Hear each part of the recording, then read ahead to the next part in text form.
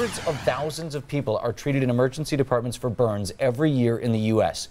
Many of them are children and teens. So we are talking burn prevention and treatment this afternoon. Dr. Barb Calkins is from Children's Hospital of Wisconsin, Westbrook Pediatrics, here with us again. Great to see you, Doc. Yeah, great to see you. All right, let's talk prevention first. What areas concern you, particularly as we enter the summer months here with kids running around outside?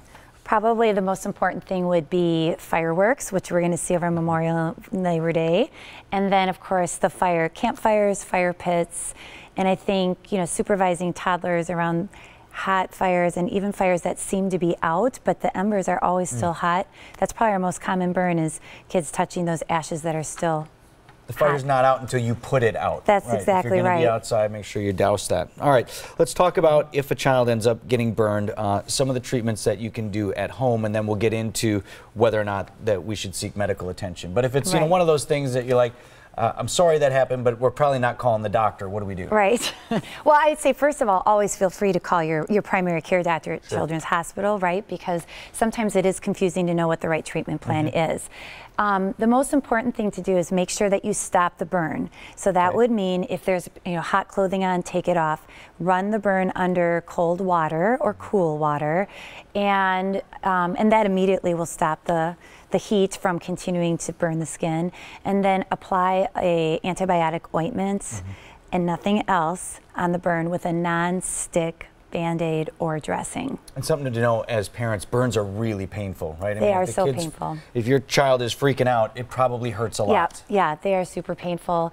And so I think, part of the care that you do for kids will also be, pain control. And this is why, again, it's in your family's best interest just to call your primary care clinic at Children's to know what is the best source of action. It is hard to know sometimes where are you supposed to bring the child. Do you need to seek medical care, or can you just take care of it at home? And let's talk about that. There's different ways to seek medical care. We have all these urgent care clinics that have popped up. Do you call your child's regular pediatrician?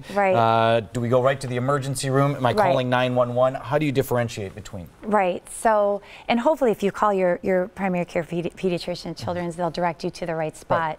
So basically, any burn that occurs on the face, hands, feet, and genitals is going to need to be evaluated that day, so you don't want to wait. And I think anything that's a large surface burn that's covering more than 20% of your body surface area also needs to be evaluated. So I think when you're trying to figure out where to go, we're so lucky. We have Children's Hospital urgent cares all throughout Southeast Wisconsin. Of course, we have our emergency room right down the street. So just call to see what the best place is to go, because that's what we're here, is to help direct you in the right spot. All right, Doctor, great to see you again as always. Great to see you.